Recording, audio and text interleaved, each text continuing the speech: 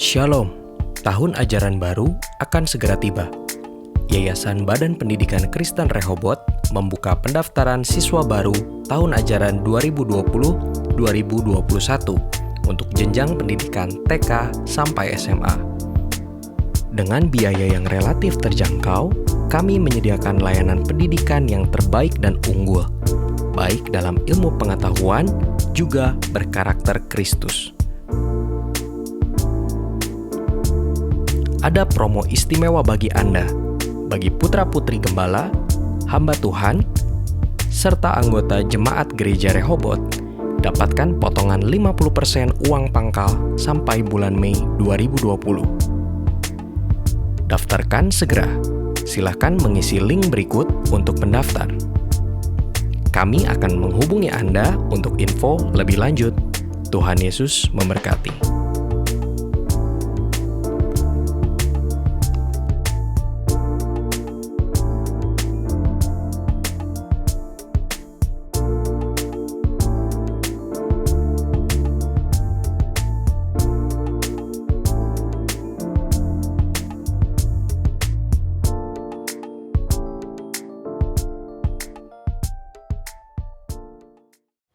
Shalom teman-teman semua, apa kabarnya? Kangen banget udah lama gak ketemu kalian, kita udah lama banget gak berkumpul sama-sama di The Flame, gak kumpul sama-sama juga di T4C, tapi kita mau sama-sama percaya Tuhan Yesus punya waktu yang terbaik. Tuhan Yesus punya waktunya buat nunjukin kemuliaannya, kuasanya lewat segala hal yang boleh terjadi dalam kehidupan kita, amin. Hari ini kita mau sama-sama merindukan hadirat Tuhan lagi, walaupun kita ada di rumah masing-masing, kita mau rindu bersekutu bareng-bareng di dalam nama Tuhan. Biar hari ini kita mau serahkan seluruh hati, seluruh jiwa, seluruh pikiran kita ke hadirat Tuhan. Amin, mari kita mau sama-sama menyembah Tuhan.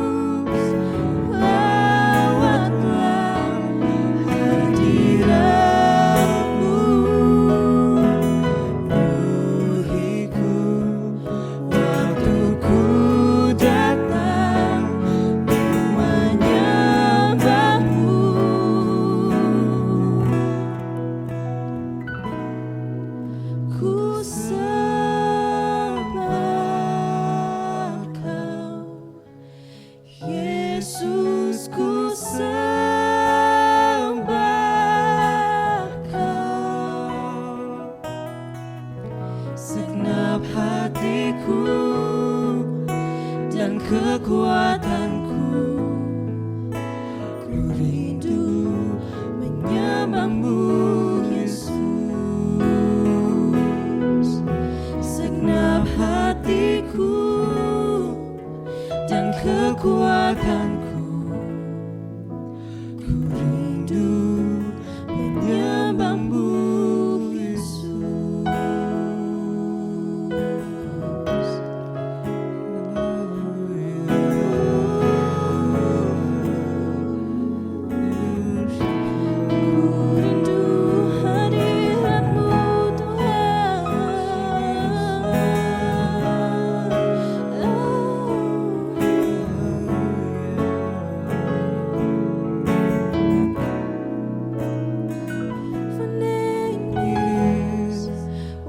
Beautiful name is the name of Jesus Christ, my King.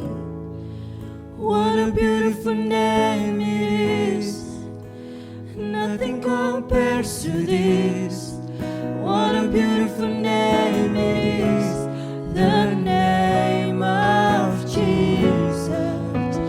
Death could not hold you. The veil torn before you, silence the bars of sin and grace.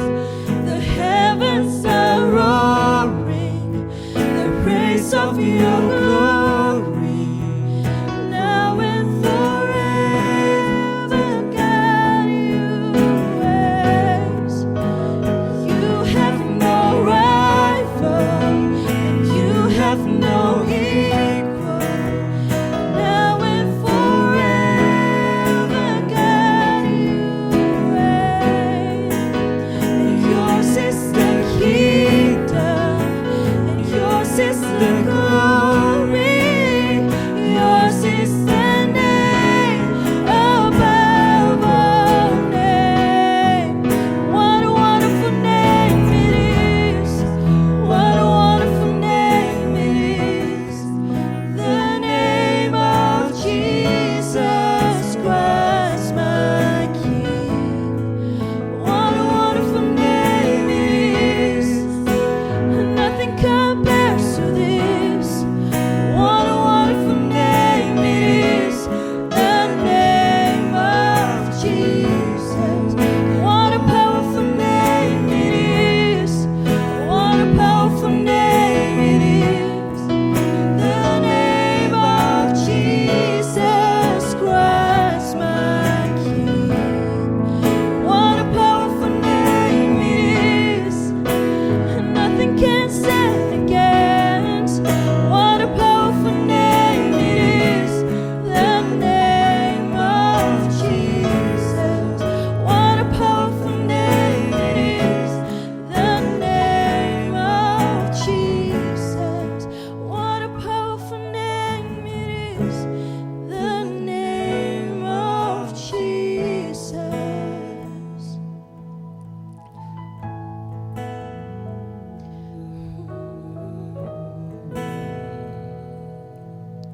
Kami bersyukur Tuhan, kami masih punya satu kesempatan lagi buat sama-sama menyembah Engkau Tuhan. Kami rindukan hadirat Engkau Tuhan. Kami yakin, kami percaya walaupun kami lagi mengalami masa-masa sulit Tuhan, tapi hadirat Tuhan penuh dengan ketenangan Tuhan, penuh dengan damai sejahtera dan penuh dengan sukacita Tuhan. Hari ini kami mau menyerahkan Tuhan lebih lagi ibadah online ini ke dalam tangan Tuhan.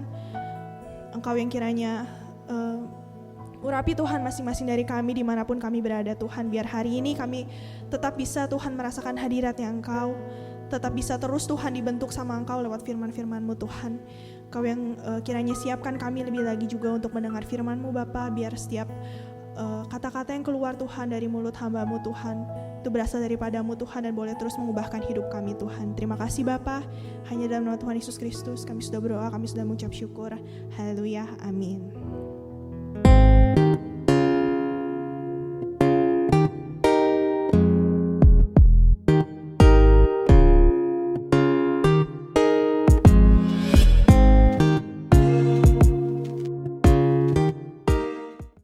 Shalom, selamat sore rekan-rekan di Flame dan T4C. Selamat mengikuti kembali ibadah secara online pada Sabtu ini. Saya tidak tahu ini yang minggu keberapa ya, ke-9 atau ke-8, tetapi kita sudah lebih dari 2 bulan mengadakan ibadah secara online. Ada di rumah terus selama 2 bulan. Bagaimana semuanya sehat-sehat teman-teman? Saya berharap kita semua sehat-sehat ya. Bagaimana dengan sekolah kalian, masih terus mendapatkan tugas dan lain sebagainya via online ya. Saya berharap tidak bosan dan tetap kuliah, tetap sekolah dengan rajin walaupun hanya di rumah dan mengerjakan secara online. Buat rekan teman yang bekerja gimana? Mungkin sebagian besar dari kalian juga sudah tidak lagi masuk kerja atau masih dibagi per 1 minggu atau gimana, macam-macam ya saudara-saudara. Nah, ini adalah sejarah dalam kehidupan kita mengalami hal seperti ini. Tapi ini memori yang suatu saat akan menjadi memori yang manis juga, saya pikir buat kita semua yang tidak terlupakan, di mana orang-orang yang rebahan menjadi pahlawan bagi bangsa dan negaranya. Hanya tinggal diam di rumah saja kita membantu pemerintah untuk tidak menyebarkan penyakit ini makin meluas kemana-mana ya. Teman-teman, saya pikir kalian juga tetap di rumah dan tetap taat pada anjuran dari pemerintah untuk tidak kemana-mana. Jangan bosan-bosan, karena ini menyangkut keamanan negara juga. Di media sosial begitu ramai ya, saya lihat ada film-film gratis mulai dikeluarkan, ada seminar online di dalamnya, ada tutorial masak, tutorial bikin ini itu dan lain sebagainya. Ada yang bikin film aneh-aneh dan lain sebagainya. Wah, yang bikin acara yang kecil-kecil, film kecil-kecil di Instagram itu sudah tidak terhitung, luar biasa. Ya, sambil bosan tetapi tetap kreatif, saya pikir itu suatu yang positif juga. Tetapi manusia memang terisolasi dan hanya mengerjakan di rumah, sumber kreativitasnya di rumah saja. Teman-teman, kehidupan masa sekarang ini kita ditunjukkan bahwa kita manusia tidak berdaya, kita terbatas. Kita tidak bisa melakukan apa-apa untuk melawan virus yang kecil seperti ini. Saya berharap segera ditemukan obatnya, kabar baik itu segera sampai ke telinga kita dan segera menyelesaikan semua wabah ini dengan cepat. Saya berharap seperti itu. Mari di tengah-tengah hal yang seperti ini, saya berharap kita tetap mencari Tuhan. Kita tetap mencari makna, mencari jejak Tuhan, apa yang Tuhan ingin kita lakukan di masa-masa seperti sekarang ini. Terlebih kalian masih muda-muda, masih penuh harapan, masih penuh dengan kreativitas dan lain sebagainya. Saya berharap bahwa kalian tetap semangat, tetap sehat, tetap percaya kepada Tuhan, tetap beriman, tetap penuh pengharapan di dalam Tuhan. Mari sebelum firman Tuhan, mari kita akan berdoa terlebih dahulu. Bapa, kiranya penyertaan-Mu senantiasa atas kami dan tidak berkurang sedikit pun Tuhan kasih karunia-Mu bagi kami Tuhan. Kami percaya di tengah segala hal yang begitu menghimpit kami, Engkau tetap berkasih karunia terus pada kami. Kasih-Mu terus mengalir Tuhan pada kami Tuhan. Dan minggu ini Tuhan, pada hari Sabtu ini Tuhan, kami belajar tentang kasih Tuhan. Kiranya kasih makin nyata Tuhan di tengah-tengah hal yang begitu mencekam seperti sekarang ini. Justru kami melihat bahwa akan semakin nyata kasih Allah bagi kami semua. Terpuji nama-Mu Tuhan, kiranya Engkau memberkati kami dengan firman-Mu, berbicara untuk setiap pribadi teman-teman kami di rumah ini. Dan biarlah isi hati-Mu saja Tuhan yang kami tangkap Tuhan. Biarlah firman-Mu yang hidup itu terus menguatkan, mengobarkan semangat kami. Di dalam nama Tuhan Yesus kami siap untuk firman-Mu. Mari yang cinta Tuhan Yesus katakan sama-sama. Amin. Amin. 1 minggu yang lalu kita belajar tentang iman dan pengharapan. Ya, hamba-hamba Tuhan sudah membicarakan tentang iman dan pengharapan. Dan minggu ini jangan sampai kita kehilangan iman dan pengharapan itu. Jangan sampai iman itu menjadi lemah, pengharapan itu menjadi lemah. Saya percaya anak-anak muda lebih kuat untuk bisa menangani semua masalah ini. Saya percaya bahwa kita percaya bahwa kita ada di dalam kedaulatannya Tuhan. Jangan sampai iman kita kendor, jangan sampai pengharapan kita pupus ya. Dan minggu sekarang kita akan belajar tentang kasih, iman, pengharapan dan kasih. Saya pikir ini adalah waktu yang baik buat kita belajar tentang kasih. Kita belajar terlebih dahulu untuk sebelum masuk ke sana, kita belajar dulu tentang mengevaluasi manusia rohani. Saat yang paling tepat untuk kita bisa diam dan merenungkan firman Tuhan adalah saat ketika kita mungkin merasa terjepit atau terbeban atau tertekan. Itu pasti. Ketika kita sedang hatinya jembar, bambrang, brangbang atau apa gitu, hatinya lepas. Kalau bahasa Sunda katakan demikian, jembar hatinya. Kita jarang sekali untuk bisa mengevaluasi kehidupan, jarang sekali untuk bisa teduh di hadapan Tuhan. Tetapi keadaan yang menekan sering kali membantu kita untuk kita bisa tenang dan teduh di hadapan Tuhan. Terlebih saat-saat sekarang ini. Kita belajar untuk mengevaluasi, ini waktu yang terbaik untuk mengevaluasi manusia rohani kita. Kita sedang diperlihatkan bentuk dan karakter asli dari manusia batin kita. Benar, kalau semuanya serba baik, semuanya serba normal, kita sulit sekali untuk bisa mengevaluasi, kita bisa menilai seperti apa saya selama ini. Tetapi saat-saat seperti ini justru ketahuan. Nah, ketahuan nih sekarang nih. Bagaimana kesabaran kita, bagaimana penguasaan diri kita, bagaimana penyerahan kita kepada Tuhan, bagaimana kita menghadapi kebosanan, bagaimana kita menghadapi kekesalan yang begitu memuncak. Mungkin wah ini udah bosan banget, udah gedek banget, udah hampir 2 bulan lebih. Saya tidak bisa melakukan apa-apa, tidak bisa kemana-mana, gak bisa lihat mall, gak bisa hang out sama teman-teman dan lain sebagainya. Nah, inilah saatnya kita bisa memperlihatkan apakah saya masih tetap bisa bersabar, apakah saya masih bisa tetap menahan diri. Bagaimana caranya ketika saya dalam keadaan tertekan dan terbatas. Kita lihat teman-teman kita lihat beberapa dari antara mereka mungkin sudah ngamuk-ngamuk atau mungkin sudah ngomel-ngomel karena gak bisa apa-apa. Saya juga lihat beberapa orang dari mereka mungkin sudah putus asa, udahlah memang gak bisa ngapa-ngapain, ya sudah saja. Saya mau tiduran aja selama 2 bulan. Kalau bosen tiduran saya akan ganti dengan rebahan, ya itu keneh gitu saudara ya. Tetapi kita melihat ada juga orang-orang yang tetap optimis. Kita juga melihat orang-orang yang tidak marah atau tidak menjadi putus asa, tapi tetap optimis di dalam masa-masa seperti ini. Ini saatnya kita mengevaluasi diri, kita melihat seperti apa sih saya sebenarnya.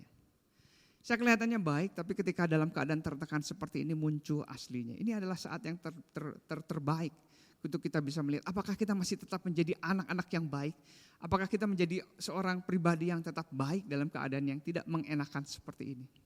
Nah, tentu saja kita mengharapkan kita tetap jadi orang yang baik. Nah, sore hari ini kita akan belajar apa yang menjadi dasar dari kebaikan yang sudah kita kerjakan.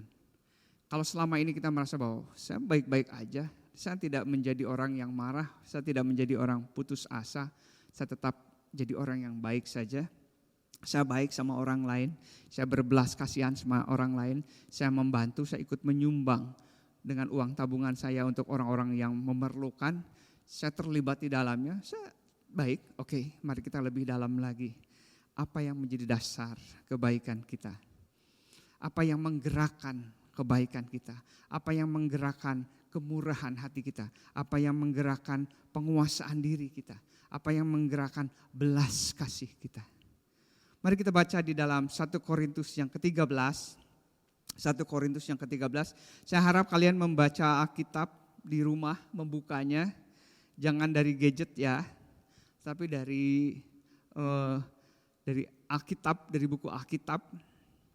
1 Korintus yang ke-13 ayat 1 sampai 13.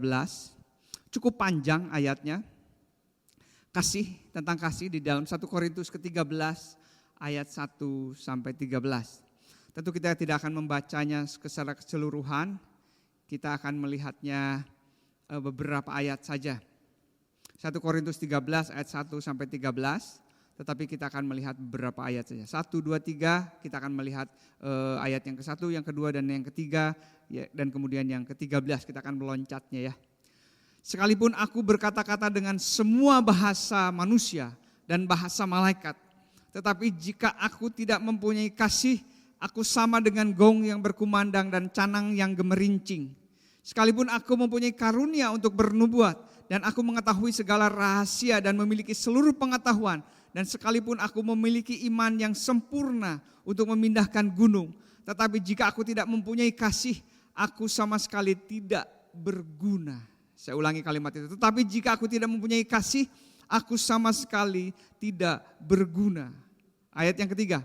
Dan sekalipun aku membagi-bagikan segala sesuatu yang ada padaku, bahkan menyerahkan tubuhku untuk dibakar, tetapi aku tidak mempunyai kasih, sedikit pun aku tidak ada faedahnya. Sedikit pun tidak ada faedahnya bagiku. Tetapi jika aku tidak mempunyai kasih, sedikit pun tidak ada faedahnya bagiku. Lihat, ternyata ada hal yang paling penting ketika kita bergerak, ketika kita melakukan banyak hal, yaitu kasih. Ketika kita melakukan segala kebaikan, bisa berbahasa manusia, bisa berbahasa malaikat, tetapi tidak ada kasih, tidak ada gunanya. Bisa melakukan ini, bahkan dikatakan tadi, bisa bahkan menyerahkan tubuhku untuk dibakar, tetapi yang menggerakkan itu bukan kasih, tidak ada faedahnya. Tidak ada faedahnya. Kita belajar tentang iman, tentang pengharapan. Tetapi yang terbesar adalah kasih. Di ayatnya yang ke-13. 1 Korintus yang ke-13 ayat ke-13 katakan, demikianlah tinggal ketiga hal itu, yaitu iman, pengharapan, dan kasih. Dan yang paling besar di antaranya ialah kasih. Kita mempertahankan iman kita. Kita menjaga supaya hidup kita penuh dengan harapan. Itu di dalam hati. Itu di dalam bagian kehidupan kita yang terdalam, dalam yang tidak kelihatan. Dan yang kelihatan adalah tentang kasihnya. Yaitu kita membagikan belas kasihan. Kita berbelas kasih pada orang lain. Kita berbaik pada orang lain. Kita sabar kepada orang lain. Tetapi itu juga kemudian dipertanyakan. Apa yang mendasari semuanya itu? Menurut firman Tuhan, harusnya yang mendasari semuanya itu adalah kasih. Satu ayat lagi yang cukup terkenal. Matius 9 ayat ke-13. Matius 9 ayat 13 katakan demikian. Jadi pergilah dan pelajarilah arti firman ini. Yang ku kehendaki ialah belas kasihan dan bukan persembahan. Karena aku datang bukan untuk memanggil orang benar, melainkan orang berdosa. Jadi pergilah dan pelajari arti firman ini. Yang ku kehendaki ialah belas kasihan dan bukan persembahan. Yang dikehendaki adalah belas kasihan. Berbelas kasihan kepada orang lain, care kepada orang lain. Rasa iba kepada yang membutuhkan, rasa kasih kepada yang membutuhkan kasih itu. Kalau kita melihat bagaimana pekerjaan Yesus di atas muka bumi ini, Yesus selalu melandaskan dengan belas kasihan. Ketika Yesus memberi makan 5.000 orang, ketika kisah tentang 5 roti dan 2 ikan itu dikatakan bahwa lalu timbullah belas kasihan kepada orang yang begitu banyak yang belum makan. Yesus membuat mujizat, Yesus melakukan tindakan-tindakan karena belas kasihan yang muncul di dalamnya. Ketika ada perumpamaan tentang orang berhutang yang berhutang besar, lalu si tuan itu timbullah belas kasihan tuannya. Sekali lagi tuliskan tentang belas kasihan. Jadi yang menggerakkan pengampunan itu ternyata adalah belas kasihan. Ternyata yang menggerakkan mujizat itu adalah belas kasihan. Diceritakan tentang Yesus yang menyembuhkan orang buta, dikatakan maka tergeraklah hatinya dengan penuh belas kasihan lalu menyembuhkan orang buta itu. Yesus melakukan banyak mujizat, Yesus menyembuhkan, Yesus menolong orang-orang itu berdasarkan karena dia memiliki belas kasihan. Nah itu yang akan kita pelajari. Yesus mentahirkan orang yang buta juga karena berbelas kasihan. Yesus tergerak oleh belas kasihnya untuk jiwa-jiwa yang menderita. Benar Yesus menyembuhkan fisik, tetapi jiwa dan rohnya perlu disembuhkan terlebih dahulu. Orang yang punya belas kasihan tidak hanya melihat dari fisiknya. Fisiknya memang sedang sakit atau sedang terluka dan kita berbelas kasihan. Tetapi kalau Yesus melihatnya, orang yang sedang sakit itu juga jiwanya sedang sakit. Orang yang sedang sakit itu, yang memiliki cacat itu, atau orang yang memiliki kekurangan-kekurangan itu, mungkin jiwanya juga sakit. Dan Yesus berbelas kasihan kepada mereka. Selain fisiknya, Yesus juga mempunyai belas kasihan dengan jiwa mereka. Yesus menyelamatkan mereka. Bukankah engkau dan saya adalah orang yang diselamatkan juga? Benar? Kita diselamatkan, mungkin katakan saya orangnya sehat-sehat saja, tidak ada cacat dan tidak ada yang kekurangan dari kehidupan saya. Saya tidak kusta, saya tidak buta, saya tidak memiliki cacat apapun. Benar, tetapi jiwa kita memiliki jiwa yang sakit. Ketika kita jatuh dalam dosa, ketika kita terlibat di dalam dosa, maka jiwa kita sakit. Dan kita menghadapi maut sebetulnya. Lalu Yesus berbelas kasihan, memanggil kita, mengumpulkan kita, menyelamatkan kita, mengumpulkan di dalam gereja Tuhan untuk bisa bersama-sama bersekutu dengan Dia. Yesus tergerak oleh belas kasih-Nya untuk menyelamatkan kita. Yesus tergerak belas kasih-Nya untuk menyelamatkan manusia. Engkau dan saya adalah orang yang pernah mengalami belas kasihan Tuhan. Jika kita diminta sekarang, apa sih yang mendasari kebaikan kita? Apa sih yang mendasari semua tingkah, gerak kita, perilaku kita? Kasih, harusnya kasih. Kita juga pernah mengalami dikasihi oleh Tuhan. Oleh sebab itu maka tepat sekali jika saat ini kita akan belajar untuk mengasihi lebih dalam lagi. Kita akan lanjut. Di dalam mengasihi Allah dan mengasihi manusia. Kita buka di dalam Markus yang ke-12 ayat ke-30 dan 31. Markus yang ke-12 ayat 30 dan 31. Markus 12, 30, 31. Saya akan bacakan buat saudara. Kasihilah Tuhan Allahmu dan segenap hatimu, dengan segenap jiwamu dan segenap akal budimu dan segenap kekuatanmu. Dan hukum yang kedua ialah kasihilah sesamamu manusia seperti dirimu sendiri. Tidak ada hukum lain yang lebih utama daripada kedua hukum ini. Mengasihi Tuhan dengan segenap kekuatan kita. Mengasihi sesama seperti kita mengasihi diri kita sendiri. Cuma itu saja.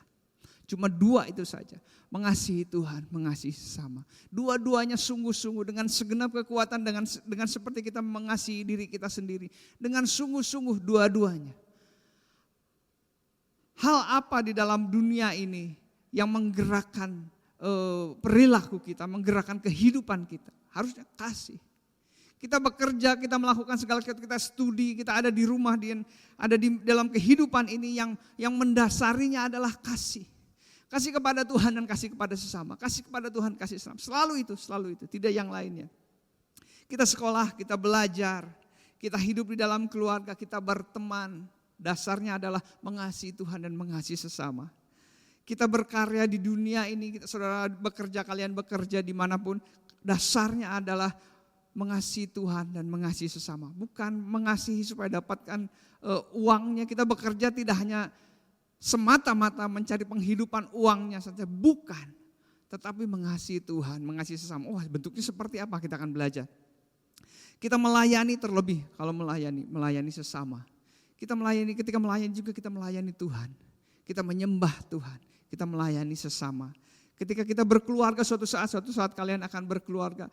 Basicnya bukan untuk memuaskan keinginan dan kebutuhan saya, tetapi mengasihi Tuhan dan mengasihi sesama. Kita mengatur bisnis kita, mungkin suatu saat kalian jadi bos. Setiap keputusan engkau adalah harusnya mengasihi Tuhan dan mengasihi sesama. Setiap keputusan engkau harusnya adalah, basicnya adalah, dasarnya adalah mengasihi Tuhan dan mengasihi sesama.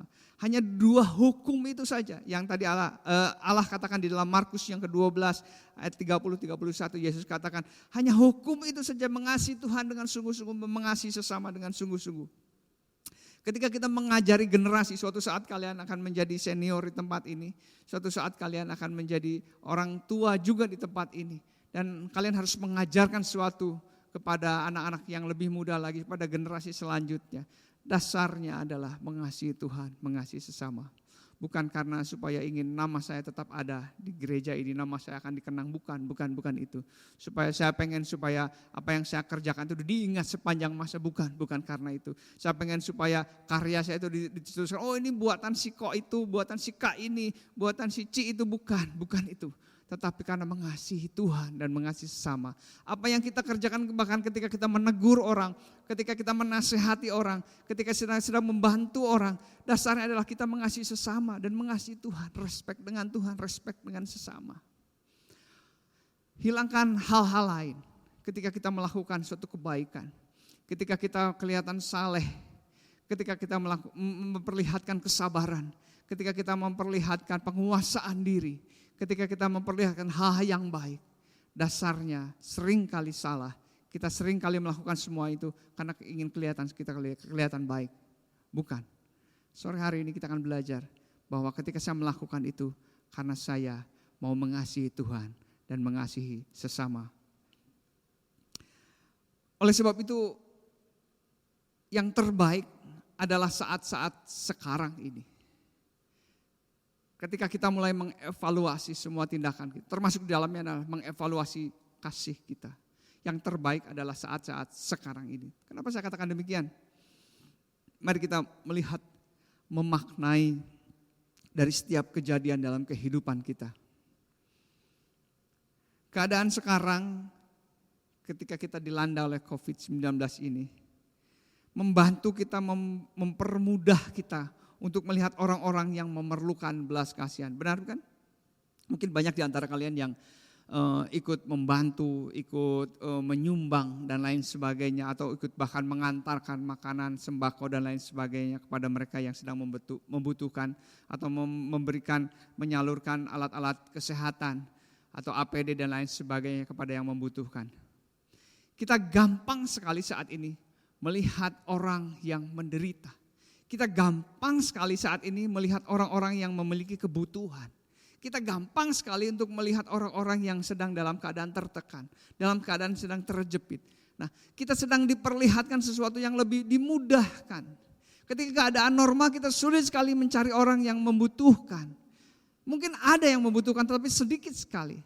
Nah, saat sekarang kita melihat orang yang membutuhkan begitu banyak orang yang sedang membutuhkan pertolongan. Nah, Allah sedang memperlihatkan kepada kita, ini saat yang terbaik. Lalu kita tergerak untuk membantu mereka. Lalu kita tergerak untuk menolong mereka. Lalu kita tergerak untuk ikut bergerak bersama-sama untuk menjadi bagian di dalam negara ini. Untuk membantu membangkitkan negara ini untuk tetap sehat, tetap kuat, tetap Indonesia tidak ambruk seperti itu. Nah, pertanyaannya, apa yang mendasari kita mau melakukan itu?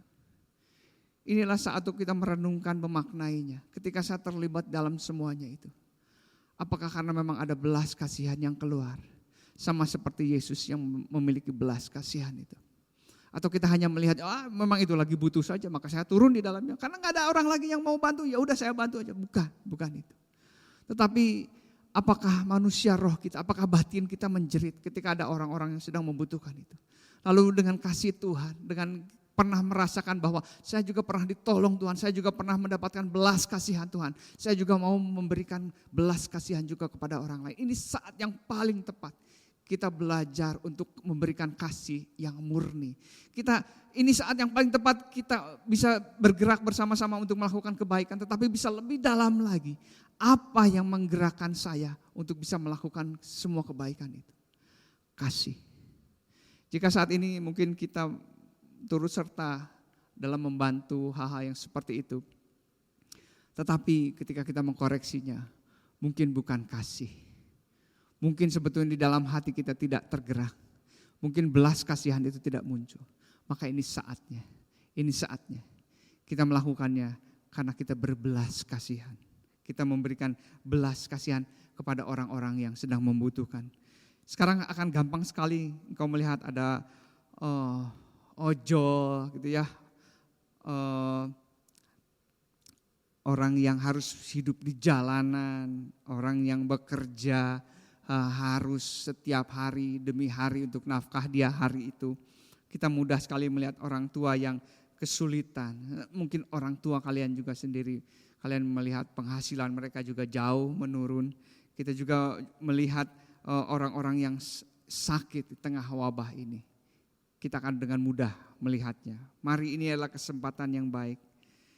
Kita mempraktekkan kasih kita. Kita mempraktekkan apa yang Tuhan sudah ajarkan. Bahkan yang Tuhan perintahkan dalam kehidupan kita. Yaitu kita mengasihi Allah.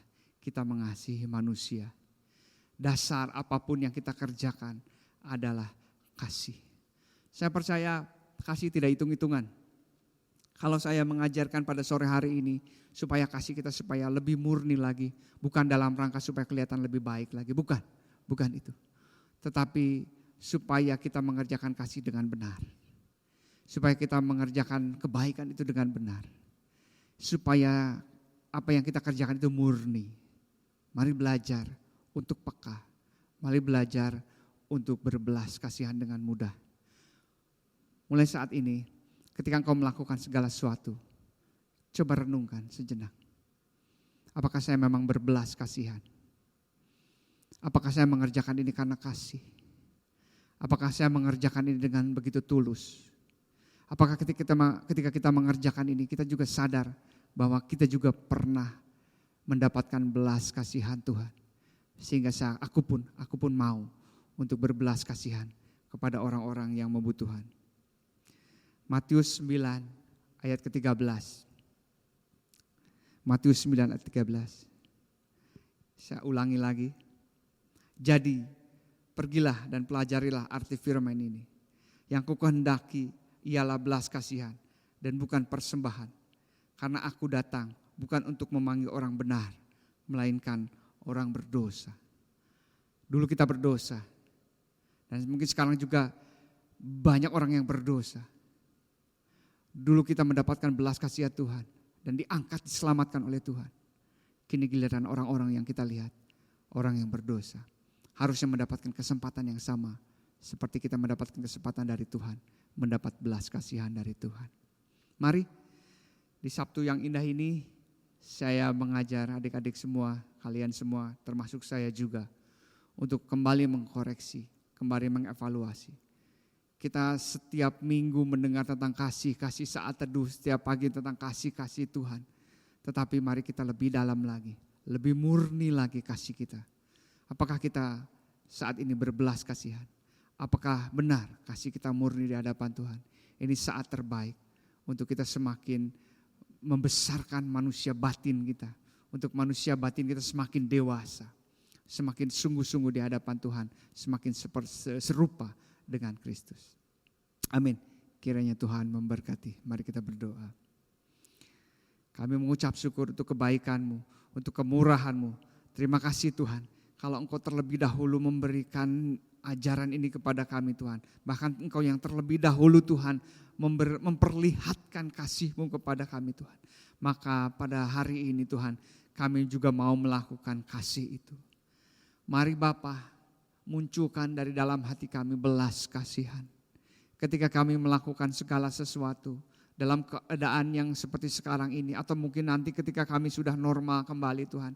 Ketika kami bersekutu dengan teman-teman kami, ketika kami bersekutu dengan keluarga Tuhan, ketika kami ditempatkan dimanapun Kau menempatkan kami, ketika kami ada di marketplace Tuhan, ajar kami ketika kami melakukan segala sesuatu dasarnya adalah kasih. Mengasihi Tuhan, mengasihi manusia, berbelas kasihan seperti Yesus yang berbelas kasihan, lalu menolong jiwa-jiwa yang sedang dalam kesusahan. Terima kasih untuk firman Tuhan pada sore hari ini, kiranya jadi rema, jadi kekuatan bagi kami. Mari Tuhan, biarlah firman ini Tuhan senantiasa ada dalam hati kami sepanjang umur hidup kami Tuhan. Terpuji nama-Mu. Kami berdoa juga kiranya wabah ini Tuhan segera diselesaikan, dibereskan Tuhan. Kami percaya Tuhan, Engkau Allah yang jauh lebih besar dari segala ini Tuhan. Dan kami percaya Tuhan, Engkau menyertai anak-anak-Mu dengan penuh kasih. Terpuji nama-Mu Tuhan. Di dalam nama Tuhan Yesus kami berdoa dan mengucap syukur. Amin. Amin. Tuhan Yesus memberkati.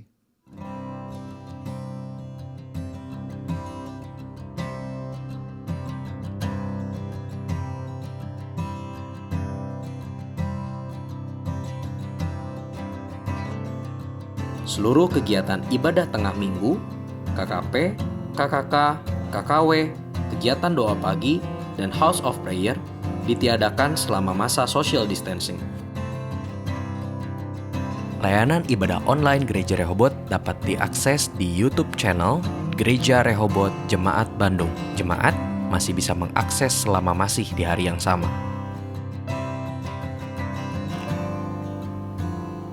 Untuk persembahan dan perpuluhan, Anda dapat salurkan melalui rekening Gereja Rehoboth 449 303 3037. Cantumkan keterangan berupa persembahan atau perpuluhan.